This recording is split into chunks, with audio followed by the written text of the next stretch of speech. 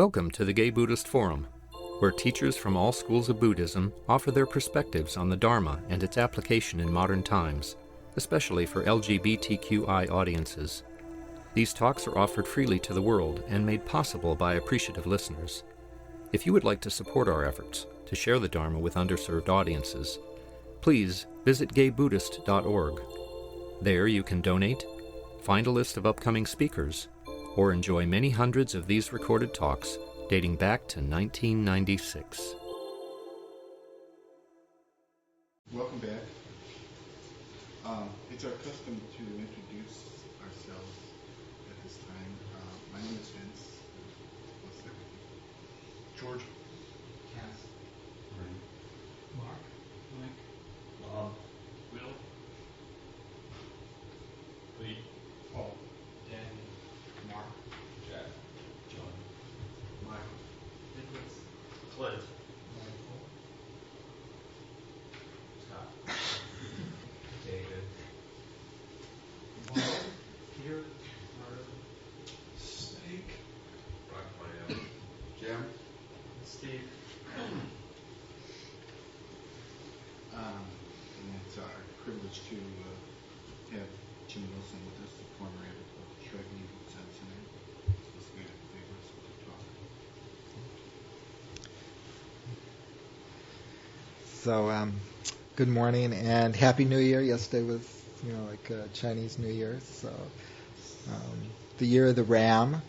So, I guess everything will calm down in the year of the Ram, right?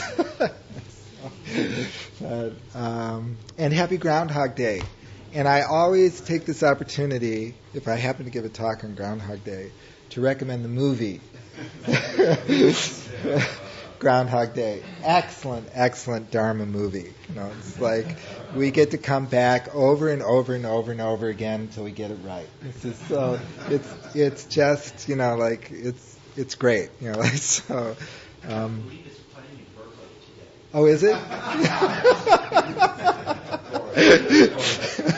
So rent the movie Groundhog Day. It should be a appropriate Dharma insight. Does anybody have any Dharma questions on their practice? Yeah, I have one. Sometimes during meditation, I have an impulse to pray. Uh-huh. And now that I'm no longer a Christian, I'm not sure what I'm praying for, or especially who I'm praying to. And I don't know if that's just an old vestigial habit, or I know there's no shortage of gods and goddesses in some Right. forms of Buddhism, but that's doesn't seem to fit. So could you talk a little about prayer? Yeah. What kind of meditation do you do? Very basic. No, but I mean, is it Zen meditation or Vipassana meditation? Or, Probably closest to Zen. Okay. The reason I was asking is I was trying to determine whether it was discursive meditation or non-discursive meditation. But my inclination would be to go with that impulse, but to not pray during the meditation, to either begin the meditation with some prayers or to conclude the meditation with some prayers. Concluding a non-discursive form of meditation like Dzog Chen or Zen with prayers is an excellent way of re-entering the mind field that uses concepts. So rather than just getting up and sort of bumping into whatever the mind is, you actually start the conceptual process and use that. So a good resource for these verses, Thich Nhat Hanh in many of his books has what he calls gathas, which are short verses. And in the Tibetan tradition, they have what I would call contemplations, like contemplations on my good fortune, for example. My good fortune at having a rare human birth, my good fortune at having the opportunity to have the time to engage in spiritual practice. Those kinds of contemplations are very conducive to re-entry into the world from your meditation. So as for who to pray to,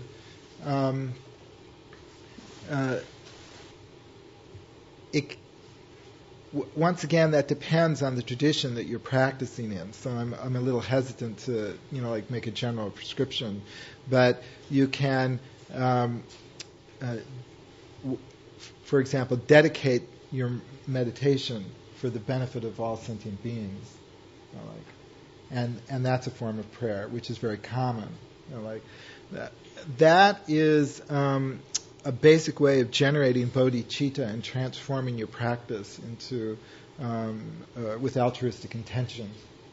So when the meditation is concluded, a simple gatha such as whatever merit I have earned since beginning this time, I do hereby freely offer this merit to all sentient existence. Whatever merit I have earned from this morning's meditation, I do hereby freely offer this merit to all sentient existence. Simple is better. So, if you're affiliated with a specific group, it's best to use verses which are congruent with the direction of that group. If you're not, if you're sort of in that funny Western opportunity of being able to Dharma shop, then I would do that. I would pick up some books by Thich Nhat Hanh. I would pick up some introductory Tibetan Lam Rim teachings, they're called. To look for the kinds of verses that I'm talking about. So, and there's also wonderful ones in the Theravada tradition. One that I use every day is the 5 contemplations for everyone. I'm of a nature to go old, all are of a nature to go old. I'm of a nature to become ill, all are of a nature to become ill. I'm of a nature to die, all are of a nature to die. I will be separated from all that I hold dear, all will be separated from all they hold dear. And then I add one that's not one of those 5. I am of a nature to become enlightened. All are of a nature to become enlightened. So I've added that on my own. So feel free to, what I'm saying is to ad lib on those kinds of things. Is that helpful to? Yeah, it is. Okay. It's more if the gratitude does gratitude lead to something, or if I ask for help, God help me too. Right. I'm not sure. That's different than it was 2 years ago for me. Yeah. I just stop and notice, is that still true? Right. An expression of gratitude is a good way to describe it. Yeah. Did you have a question? I was just going to say also, when I fall into something like that, again, is that idea of mindfulness. Just try to see where that's coming from and look at it. What being am I suddenly, even though I say I'm not a Christian, what being do I conceive of there at that moment when I offer my prayer? And what kind of motivates the behind that, trying to get at the source of where this is coming from? So one of the things I try to do. Thank you. What is discursive? Thinking, in words and concepts. So discursive versus non-discursive meditation. Well, a discursive form of meditation would be the 4 immeasurables, for example, where you are contemplating something like, may all beings be happy, may all beings be free from suffering. So the basis of that contemplation is conceptual. And as you go deeper and deeper into it, the conceptual aspect of it becomes less and less, and you're more and more directly cultivating the heart. But that's the basis. Non-conceptual forms of meditation would be like. Well, yes, that would be a non-discursive form of meditation. So, any form of analysis, analytical meditation, is discursive. Any form of what are those? In any phrase that's repeated to set you on the path is a conceptual form or discursive form of meditation. I guess I'm using discursive the same as conceptual.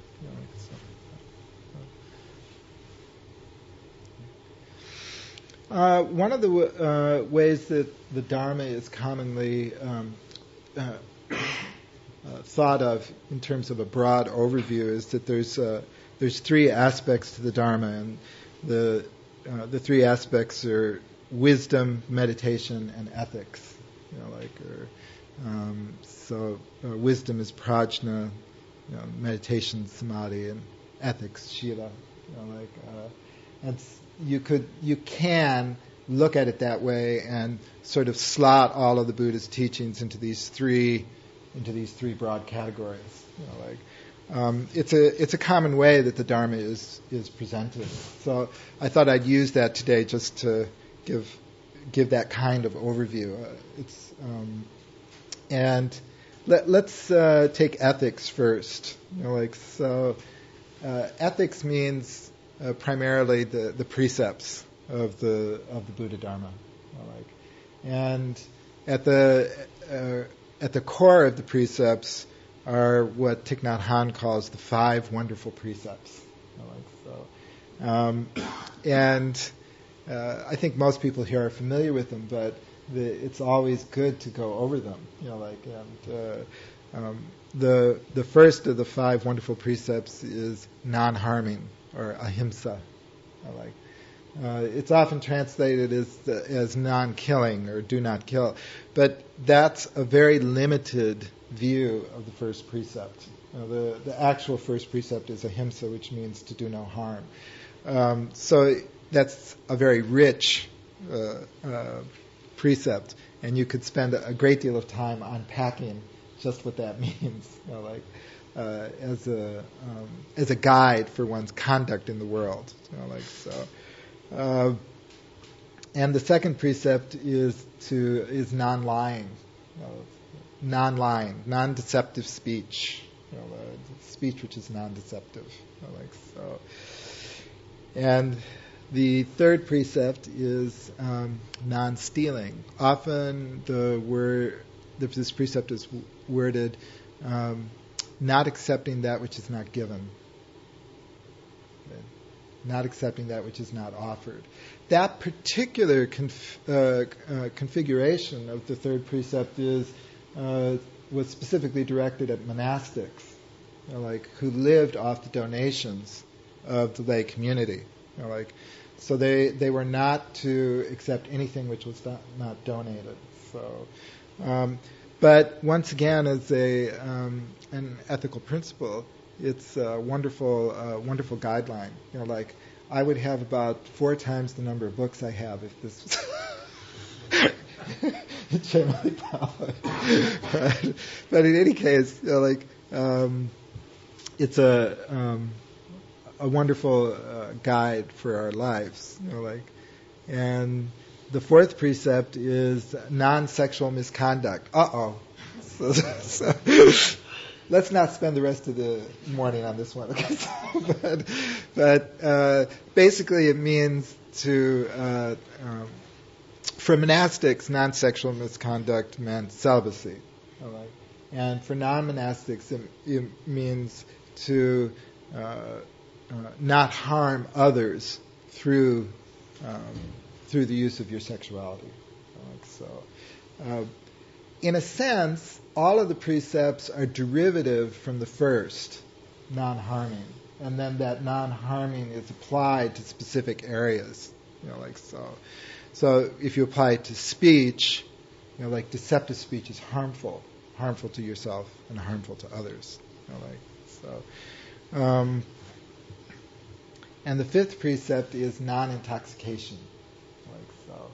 So don't get drunk. So the Buddha was quite the teetotaler, and so he was very, very much opposed to intoxicants. And because civilization has unfolded in the way it has unfolded, this precept has been greatly broadened to include a vast array of available things that we can ingest. If you cloud the mind through intoxicants, it's very easy to harm other people unintentionally. So you can see, the connection between the first precept and the fifth precept. All right. So often the way the precepts are communicated is they are rules of training.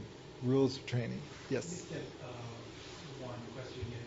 The precepts are meant don't harm yourself or others. Correct. through intoxication or sexual. Yes, that's correct. Yeah. So, the rules of looking at the precepts as rules of training is a very fruitful way of looking at them.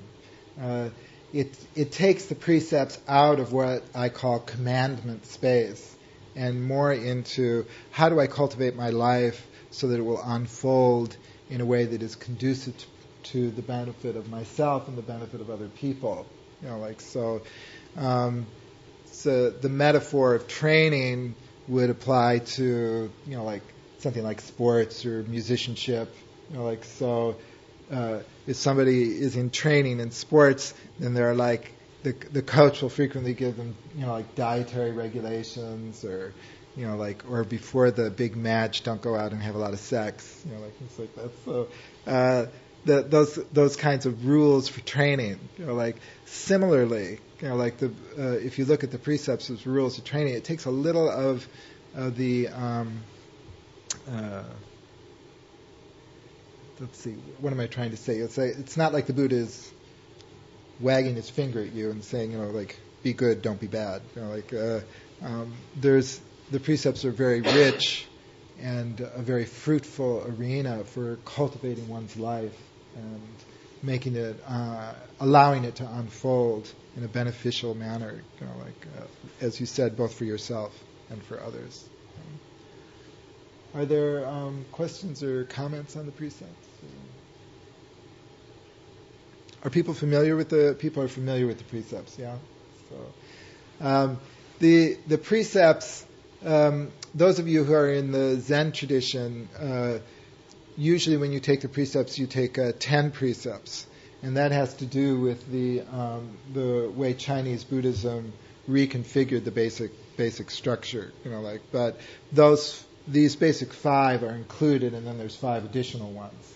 So these basic 5 precepts are shared by all Buddhist traditions, which is very interesting.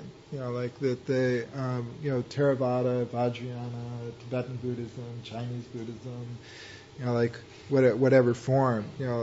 It's always interesting to me that in the Dharma, the weight is on behavior, not on philosophical constructs. Which I have to keep reminding myself because I love philosophical constructs. For example, in India, historians of Buddhism have pointed out that schisms and splits in Indian Buddhism were not based on philosophical issues. Within a given community, there could be a great variety of interpretations of the Buddha Dharma. Schisms happened in India when monks disagreed about the application of the rules of ethical deportment. Then there was a schism. So like I say, the Dharma is weighted toward how one behaves in the world. Suzuki Roshi liked to say that there's no such thing as an enlightened being, there's only enlightened behavior. And that's very consistent, with this view, of the centrality of manifestation. The second aspect is meditation. So the word meditation in English is a little too broad, and it can lead to misunderstanding. There's a book by Chogye Tulku. Actually, he translated a Tibetan text, but the title of the book is it's Liberation Without Meditation. So, liberation without meditation. So it's a kind of startling. at first. And not only is it startling, it's bewildering because he meditated every day. So what's going on? But if you understand that the word that's being translated into English as meditation means something like mind cultivation in Buddhism. So cultivating the mind. Chogye Tulku was a Dzog Chen teacher, a wonderful Dzog Chen teacher. He died last November. And the Dzog Chen view is that the mind is originally calm, serene, and pure. And therefore, you cannot cultivate into awakening. That's the Dzog Chen view. So what he's really saying is liberation without cultivation. And that puts a completely different emphasis on it. So that's what I'm saying. When there can be a lot of misunderstanding, with the word meditation in English. But if you think of it as mind cultivation, meditation is a vast subject in the Buddha Dharma. But what they all have in common is cultivating certain capacities of the mind and the heart, which are already there and already exist as part of our original nature, but that are in the consciousness of everyday people, they are extremely constricted. And so cultivation has to do with recognizing those aspects of our mind which are conducive to awakening, and then entering into a procedure such that that aspect of mind begins to grow. It is nourished. It begins to become predominant in our consciousness. So if you think of the mind as a garden with many different plants, mind cultivation in Buddhism would have two aspects. There's the weeding aspect, which is the purification aspect. How do you remove certain aspects of the mind garden? And then there's the cultivation aspect, where you're cultivating certain flowers of the mind that you want to grow and bear fruit. But both of them are present.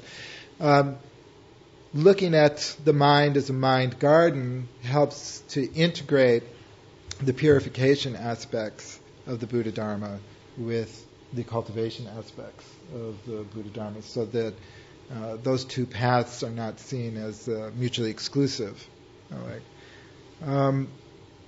There are, though the subject is vast, there are a few common forms of meditation in Buddhism. The most widespread form is chanting. That's not in the West, but in the Buddhist world. The most widespread form of mental cultivation, mind cultivation, is chanting. So that would be like in Tibetan Buddhism, one of the most common chants would be Om Mani Padme Hum. And in the Chinese cultural sphere, homage to Amitabha Buddha, homage to Kuan Yin, and of course in Nichiren Buddhism, the chant is homage to the Lotus Sutra, Nama Myoho Renge Kyo, so. But even in Theravada Buddhism, chanting is extremely widespread. So, for example, on a Four Immeasurables retreat, people will use the phrases of the Four Immeasurables and chant them over and over again, in a very beautiful chant. So, chanting appears in that tradition as well. It's interesting to think about why is chanting so widespread? Why is it the predominant form of Buddhist meditation? I think it's particularly instructive for Westerners, because Westerners tend to be attracted to the silent forms, like of meditation. And chanting has several aspects that are very conducive to mind cultivation. Chanting cultivates the ability to concentrate and focus, because you have an object, an object of concentration, which is the mantra, and so, and because the entire body is involved, with the breathing, the voice, and the mind, are all come together on a single object, it's an easier focus than, say, focusing on the breath in Vipassana, especially for beginners. So it's a very gentle and easy introduction for people into a concentration practice. Is the chanting a practice then? Is it something one would practice individually as well as in a group setting? Yes, and that's both individually and in a group setting. So one of the aspects about chanting, which makes it so widespread and popular, I think, is that as a group activity, it's a lot of fun, and it sort of weaves the sangha together, as everybody's participating in this activity. I was reading recently that they now understand that the whole collagen, which is the connective tissue in the body, is basically crystalline in structure, and so it has the capacity to both send and receive vibration, and so that's why chanting is such a powerful. Cool. Yes.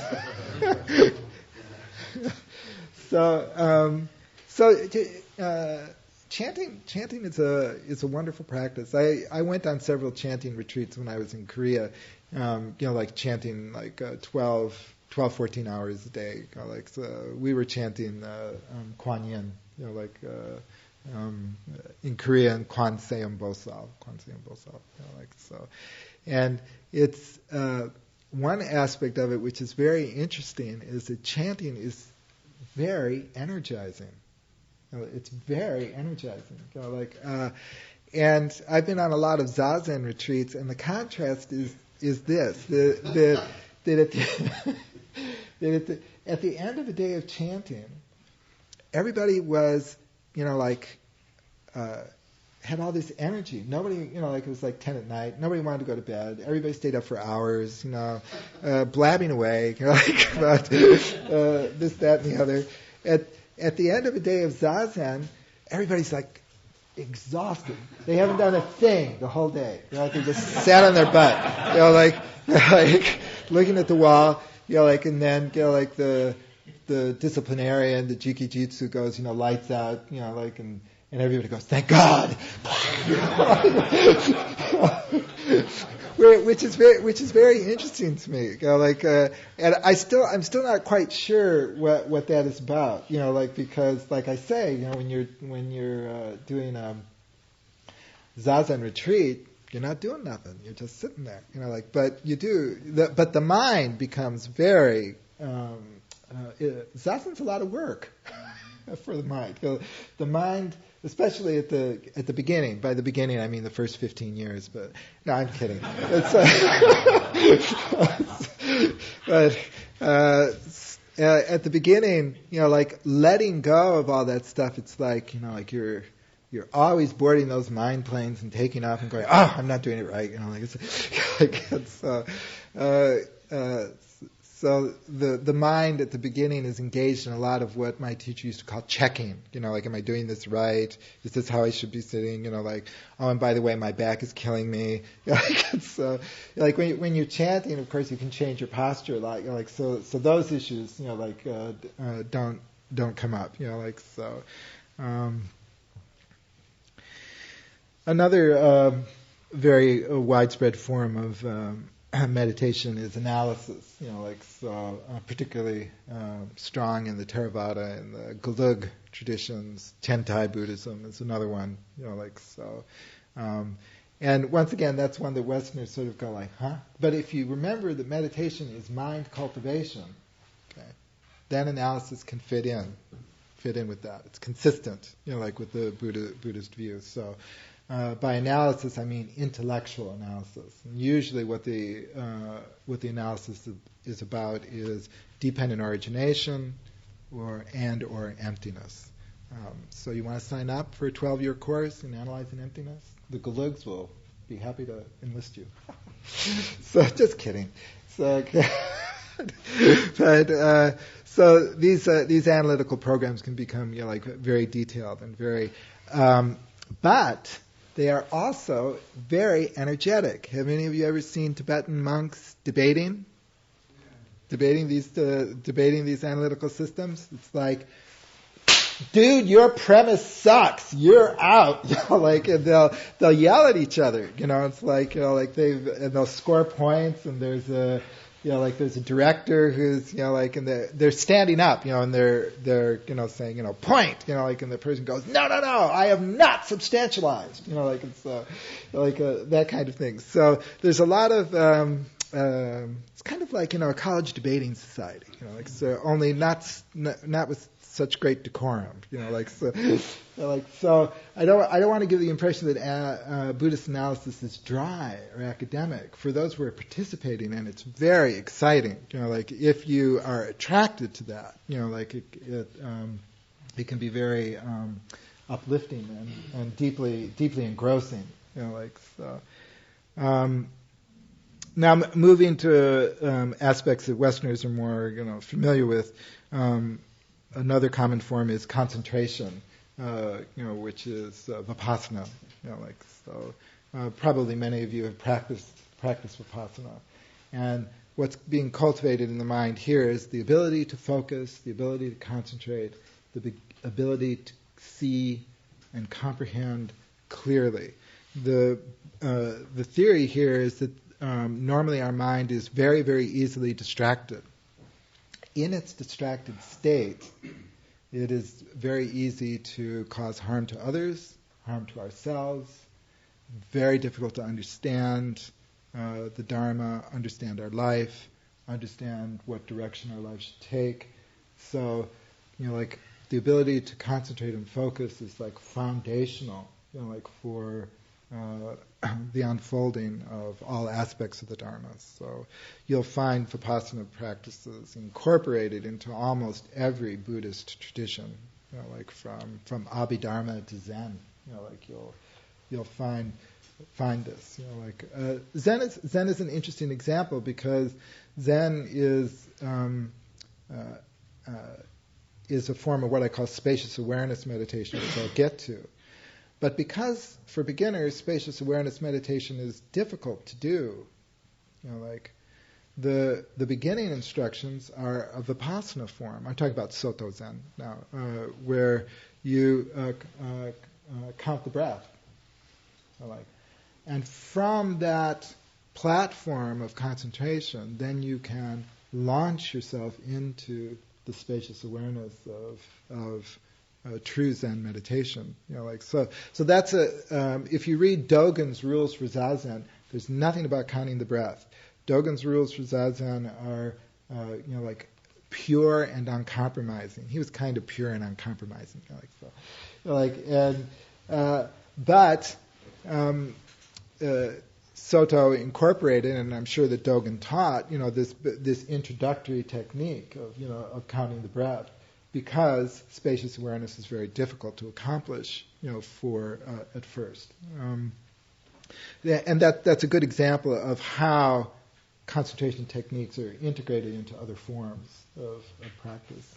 They permeate the Dharma all over. Another form is visualization, which is particularly strong in Vajrayana, Tibetan Buddhism, Japanese Shingon, so.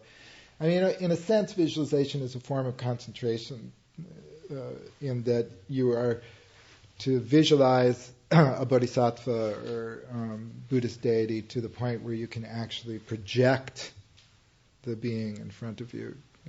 So. Visualization project. The bodhisattva. From within, or what you're saying? Yeah, from within. As if they were present. It's a very profound technique of stabilizing the mind, and this stabilization of mind is sort of a constant theme in all these different forms. Chanting meditation stabilizes the mind, by giving it a constant object of focus, Vipassana, of course, stabilizes the mind. That's its purpose.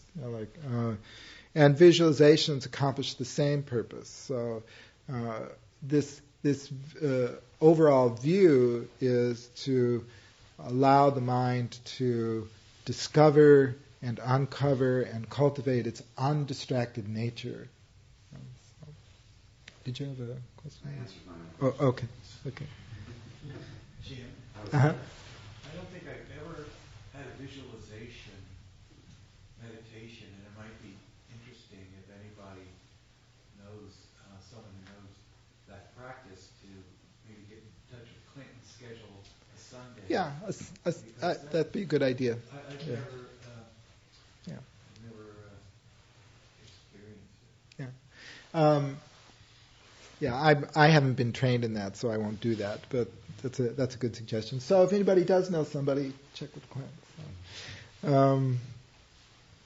Another form of meditation is what I call them contemplations, and I mentioned the four immeasurables earlier, and that's the most widespread form of this kind of meditation. And this is meant, the four immeasurables are the cultivation of love, compassion, sympathy, and equanimity. And the way that is done is by repeating certain phrases. So the first one, the cultivation of love, begins with, "May I be well and happy." May I be well and happy. Then the second is, "May those who have benefited me, my benefactors, be well and happy. May my friends be well and happy." And then it moves to what are called neutral people. May everyone I meet today be well and happy. Strangers. And then this is the pivot. Then it moves to the difficult people. May the cranky, difficult, and obnoxious people be well and happy. So gradually this cultivation extends to all sentient beings. Near, far, those who are alive, those who are deceased, those who are yet to be born, deities, animals, all sentient beings. So it's a wonderful cultivation. This is what I call the cultivation of heart wisdom. And Last question. yeah, The problem I have with that is I usually have to define what well and happy means. right. Because right now we've got people that I think are doing great evil in the name of God and country, whatever.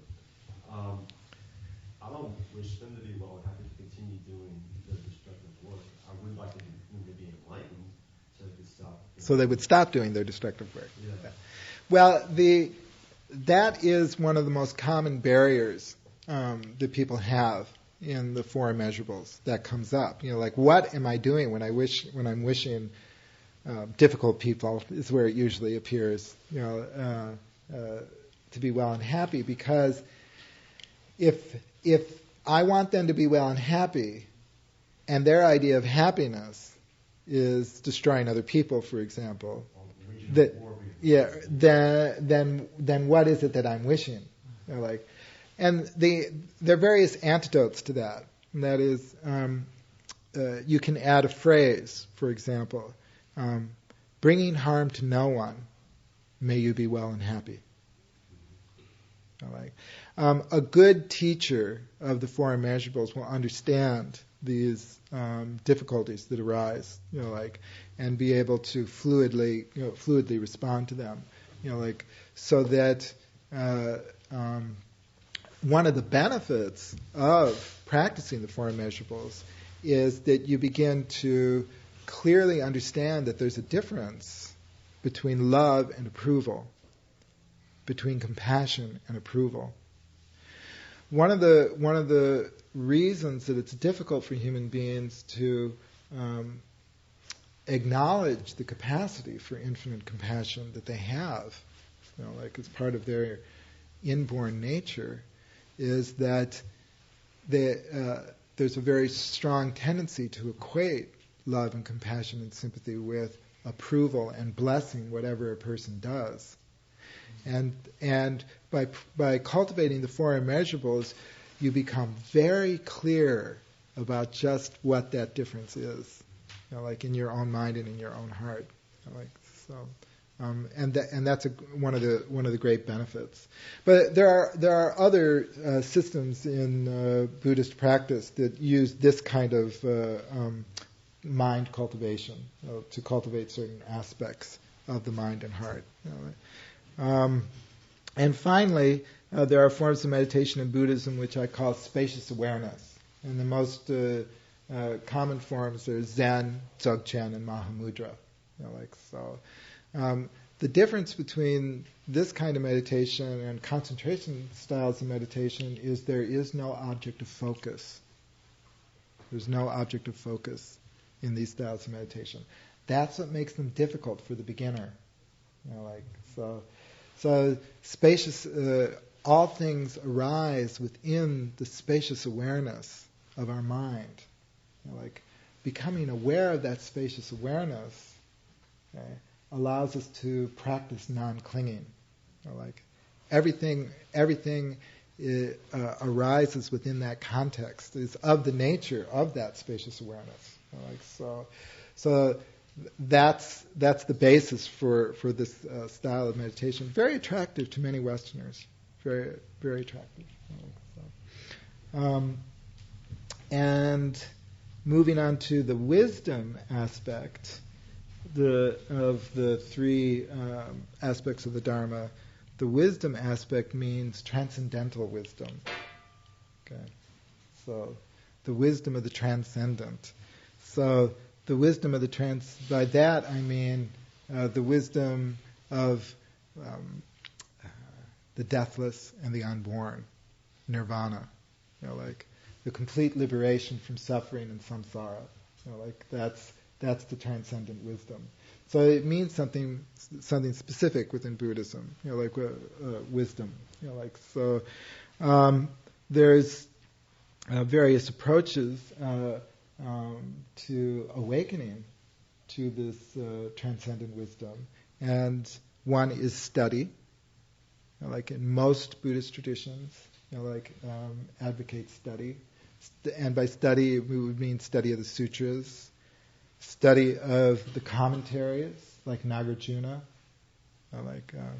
For Mahayana Buddhism, Nagarjuna is unsurpassed.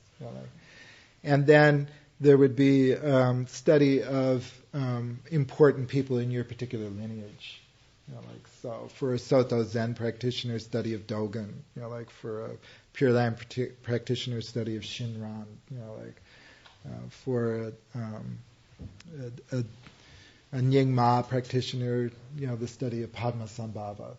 So all of this is very helpful, to awakening transcendent wisdom. It's helpful in the sense of reminding us that that's the purpose of the Dharma, that's the purpose of ethics, that's the purpose of meditation. Oh yeah, that's right. This is the pivotal component.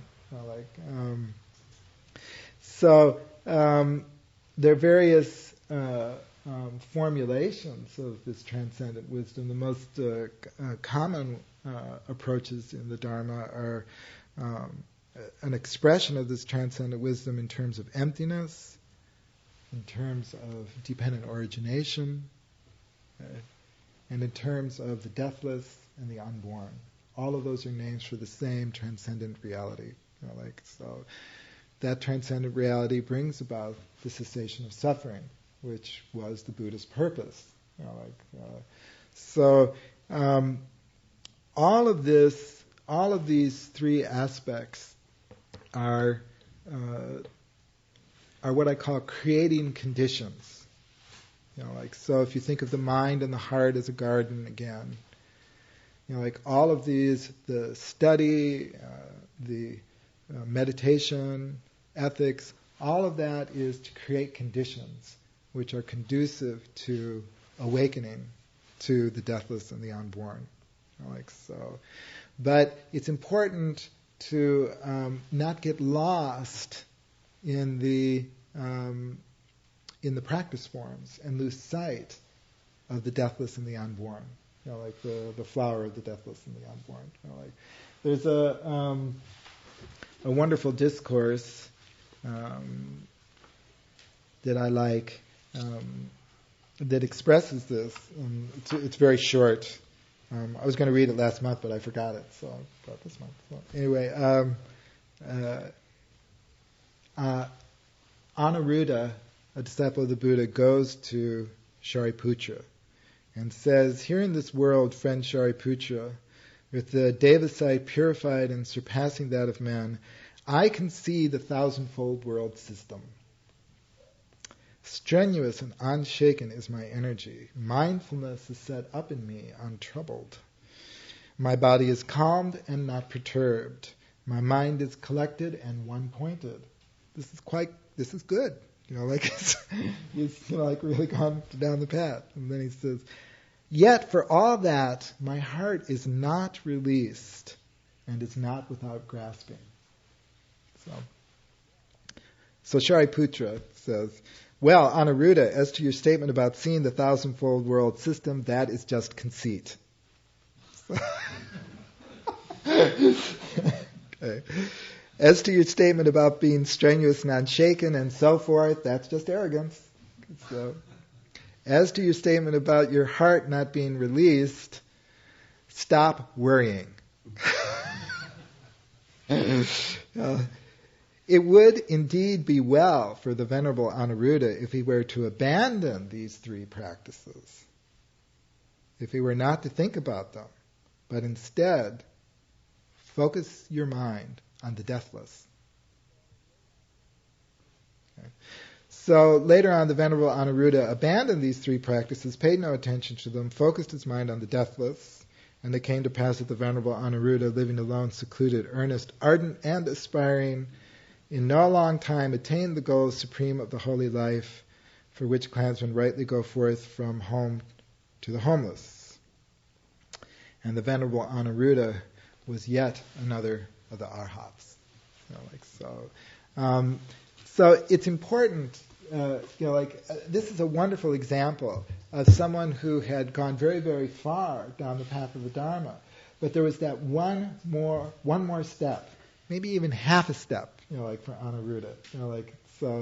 And I have a feeling that Anuruddha and Shariputra had known each other for a long time, so that Shariputra could say, "Hey, wake up," and they'd studied together for a long time, and so Shariputra was able to say just the right thing.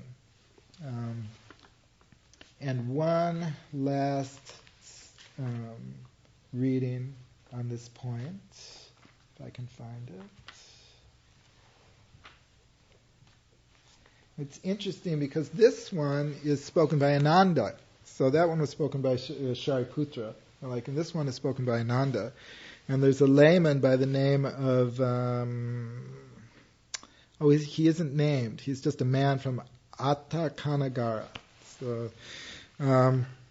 Venerable Nanda, has any one thing been proclaimed by the Blessed One who knows and sees, accomplished and fully enlightened, wherein, if a bhikkhu abides diligent, ardent, and resolute, his unliberated mind comes to be liberated. His undestroyed taints come to be destroyed, and he attains the supreme security from bondage that he had not attained before. Yes, householder, one such thing has been proclaimed by the Blessed One. Well, what is that one thing, he says. So then Ananda describes the first dhyana. Here, householder, quite secluded from sensual pleasures, secluded from unwholesome states, a bhikkhu enters upon and abides in the first dhyana, which is accompanied and applied by sustained thought with rapture and pleasure born of seclusion. He considers this and understands it thus. The first dhyana is conditioned. It is volitionally produced. But whatever is conditioned and volitionally produced is impermanent and subject to cessation. Standing upon that realization, he attains the destruction of the taints, and attains final nirvana. Okay. Now, then Ananda goes through the second, third, and fourth dhyanas and says exactly the same thing, that a bhikkhu can attain these exalted states. Then he has to turn upon those and realize that they are cultivated, they are conditioned. Whatever is conditioned is subject to cessation. Standing upon that realization, he can then enter into the final destruction of that which is holding them back. All right. Then he proceeds to the four immeasurables. And he does the same thing with the four immeasurables. The cultivation of love, compassion, sympathy, and equanimity is conditioned. Like whatever is conditioned is subject to cessation. Turning the mind and realizing the conditioned state of that, from that realization, it is then possible to enter into the deathless, the unborn, and the final liberation of nirvana. This is very similar to the point that Shariputra was making to Anuruddha. It's like, it would be better for you, Anuruddha, to abandon those three practices now and contemplate the deathless element. So, here are two wonderful examples of, all of these practices in the Buddha Dharma.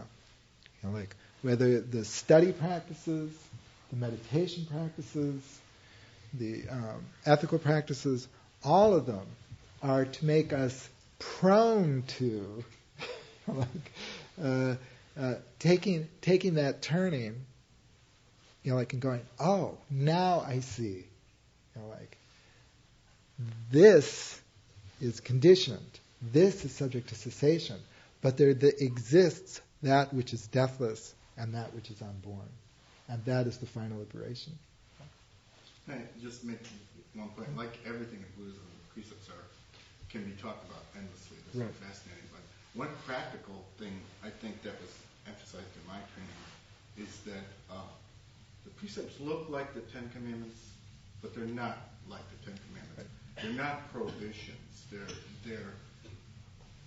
not like the Ten Commandments say, if you do this, that's it, you're going to go to hell. Right.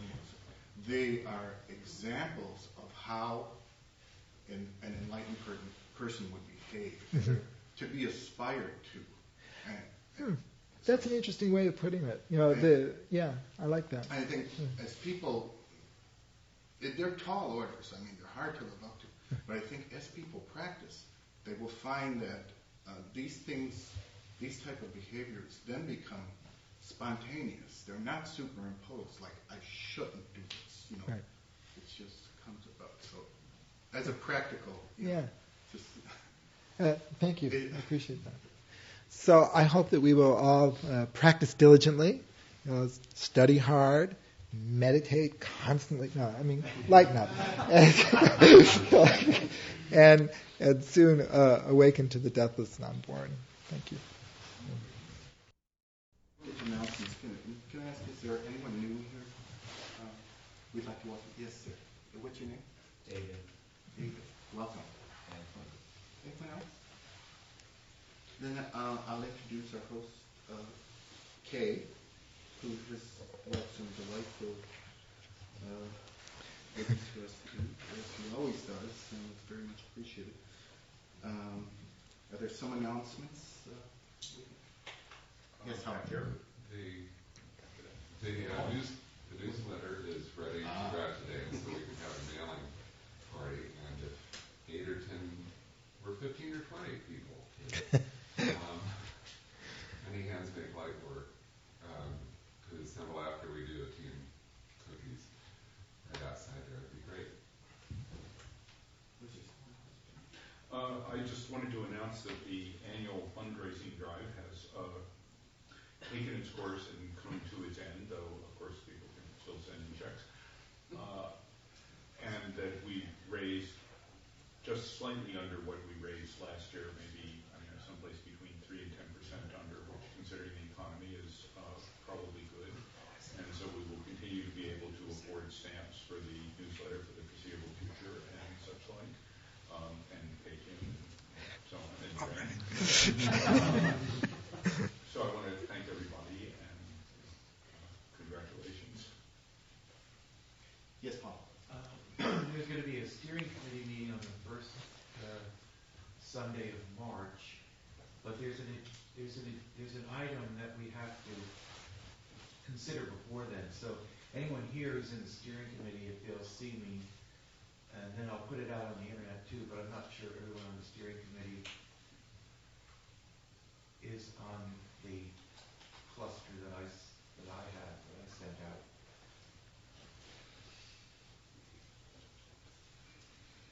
Yes. A reminder that talks are available on the internet at the GBF website, gaybuddhist.org. And I guess it should just be added that the fundraising drive is not our only or even main source of money. The main source of funds is really the weekly contributions. There's a data bowl, and we suggest a contribution of $5, more if you can, less if you can't.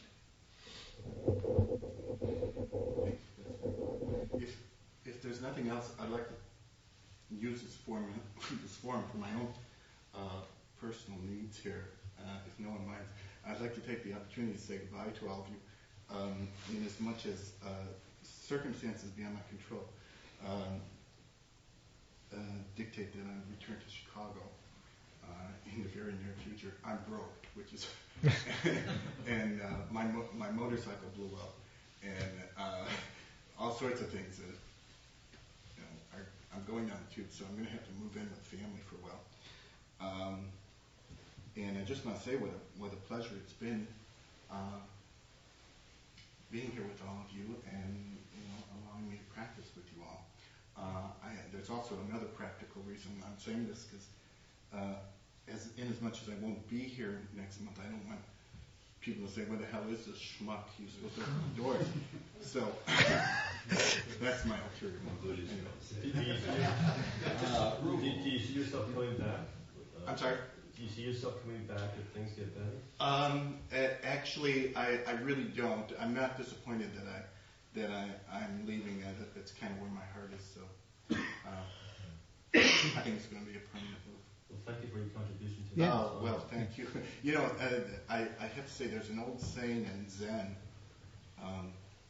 those who know do not speak, and those who speak do not know. So if I've been talking a lot, I have to concentrate on that and try and know a little more and speak less. Thanks. So that's it. Thank you. Can you close, Christian? Okay. May all sentient existence be well and happy. May all sentient existence be free from suffering and the causes of suffering. May good fortune fill all the days of all the lives of all sentient existence. May all sentient existence dwell forever in the limitless realm of the ever-present peaceful heart and serene mind. Thank you. Thank you for listening to the Gay Buddhist Forum. If you would like to hear several new talks per month and be notified of upcoming speakers so you can participate live, please subscribe to this podcast, like us on Facebook, and join our mailing list by visiting gaybuddhist.org.